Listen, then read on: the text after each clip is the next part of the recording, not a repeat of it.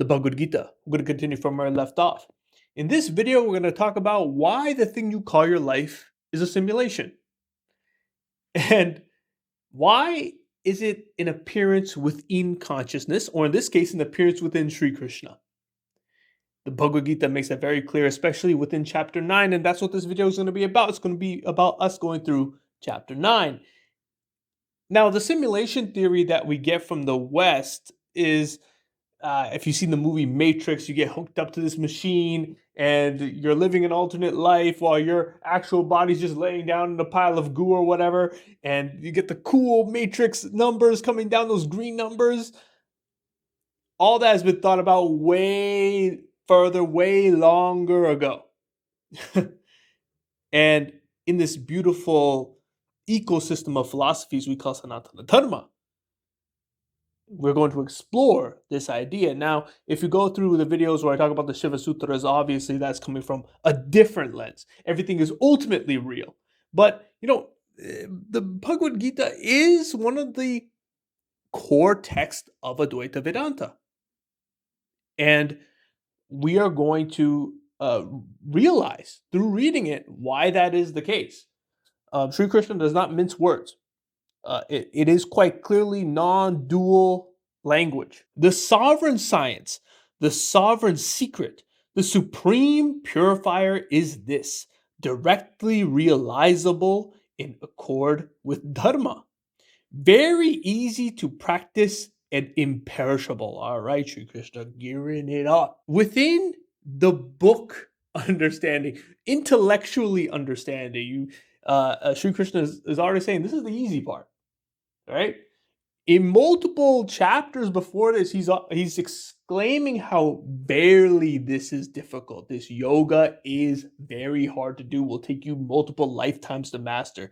And here he's saying very easy. Everybody claims they understand Advaita. Oh, they read this text, they hear this Swami on YouTube, and then they want to talk on YouTube comments or this comment section in some reel or TikTok or whatever. The ultimate Advaitic understanding is actually something that is experienced, that's the hard part, the experiential understanding.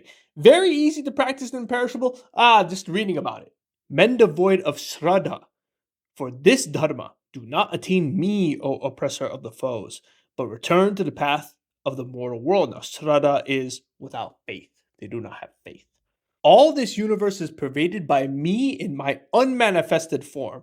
All beings exist in me, but I do not abide in them, nor do the beings dwell in me. Behold my divine yoga, bringing forth and supporting the beings. Myself does not dwell in them. Already, an appearance within consciousness, an appearance within Sri Krishna, but it's an appearance, so it's not actually that which is the container. It is not actually that Brahman. And why does Sri Krishna have this exclamation, behold my divine yoga?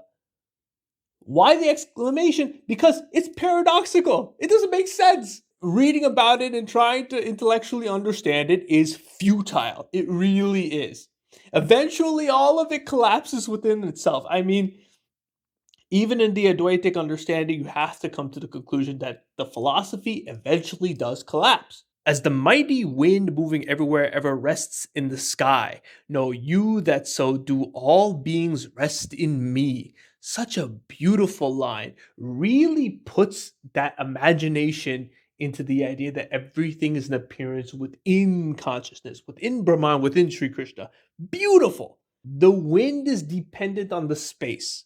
The actual vocabulary that's used in this verse is akasa, right? In Sanatana Dharma, we recognize 5 elements, one of them being space, right? Space is independent of the 4 other elements, right? In the same way, you need space for the other elements to even take place, even exist within. So that's why akasa is used in this line. All beings go into my prakriti at the end of a kalpa. I generate them again at the beginning of the next kalpa. I mean, That is heavy simulation talk. like you're living in a simulation. The on and off switch, man. The universe is being generated, then it retracts back, and then it gets generated again. It's like already the simulation, that type of programming talk is within the Bhagavad Gita. Animating my Prakriti, I send forth again and again all this multitude of beings helpless under the regime of Prakriti. What is the regime of Prakriti? Prakriti is constantly being moved in the domino effect of action and reaction, cause and effect. This is karma, right? In the same way how you can't see gravity, but you can see the objects being affected by it. In the same way, karma, you can't see karma, but you can certainly see consequences. You can certainly see actions getting played out from one event to the next event. And that is sort of like why I consider karma more of like a force than anything else. And because it's like gravity. Sending forth is such an interesting thing. I'm just going to press this button and let the karma flow and let the prakriti do its thing. Send forth again and again this multitude helpless under the regime. It's like, yeah, we're gonna start it, we're gonna stop it again. This nature is gonna keep going. This is like why you need that detachment. The ultimate truth is so, it's like, why worry? Why be so concerned? Why the anxiety? Why the fear? This creation is going to happen again and again. The ultimate truth, when truly understood, when it's like a lived feeling that you know the such temperamental of this creation, like how temperamental this creation is. Truly, the liberation is there. But again, not intellectually, lived, understood in such a real way. You just see it. The prakriti playing out. You see everything expanding and retracting it. Nor do these acts, O Dhananjaya, bind me, who remain like one unconcerned, unattached to these acts. Again, he is the container. The container is unaffected by what's in it. Because of my proximity, Prakriti produces all this, the moving and the unmoving. The world therefore revolves, O son of Kunti. It's all relative. My proximity, Sri Krishna, Ishvara, Bhagwan, that understanding of a supreme idea, the supreme pole, in which we can take relative measures from so that we can understand that it is revolving, that a cycle is happening. You can only understand a cycle when you have relative points of progress. And that's why that word proximity is so important. By that supervision, by that supreme node, is producing the language that makes us understand how the world is actually working. Fools disregard me as one clad in human form, not knowing my higher nature as the great Lord of beings, right? Sri Krishna and all forms, all particularity, everything that you could see, it's not just that. There's something beyond what is obvious and present with observable information. That container, which holds all shapes and forms, is beyond shape and form itself. Of vain hopes, of vain actions, of vain knowledge devoid of discrimination, partaken verily of the delusive nature of Rakshasas and Asuras. And the reason that we are so attached to different things like uh, someone else's skin color or someone else's how they look or what political party they're a part of and how we're fighting and all these different things, all these different identities and being attached to that identity and then fighting because of that identity. That is the influence of the Rakshasas and the Suras. They those entities teach those type of things. Those are the pretty much the personification of that type of evil. But the Mahatmas, O Partha, partaking of the divine nature, worship me with a single mind, knowing me as the immutable and the source of all beings. Now, Mahatmans, that is the Atma Maha, so the great souls, people, individuals that understand that everything is actually one, glorifying me always, striving firm in vows, prostrating before me, they worship me with devotion ever steadfast. Again, the imperative is clear. Focus on a singular point. Focus on that, which is Sri Krishna. Yet others sacrifice with the yajna of knowledge and worship me in various ways as the one, as distinct, and as the all-faced. You see, even the whether it be Sri Krishna, the form or the formless, it's all heading towards that singular point. So important. That line right there. I mean, that's quite clear how that is showing that Sri Krishna is offering many paths to the same goal. I am Kretu, I am Yajna, I am Swadha, I am the medical herb, I am mantra, I am also the clarified butter, I am fire, I am oblation, I am the father of this world, the mother, the dispenser, and the grandfather. I am the knowable, the purifier, and the syllable Om, and all the rig, and the sama, and the yajus. I am the goal, the supporter, the Lord, the witness, the abode, the shelter, the friend, the origin, the dissolution, the foundation, the treasure house of the seed imperishable. Here we go. Sri Krishna is doing it. He's doing the thing. I give heat. I withhold and send forth the rain. I am immortality and death. I am being as well as a non-being, Arjuna. You reconcile every single verse within the Gita to get a true, full understanding. Don't just take this one shloka and just be like, oh, okay, it's, worship me. He'll say in the Gita, and then you're like, okay, well, I'll just worship Sri Krishna. And it's like, you got your Murti in there, but then what is it? Devoid of all the other things. It's devoid of an ultimate truth. It's devoid of the formless. It's devoid of the unmanifested form of Sri Krishna. Right?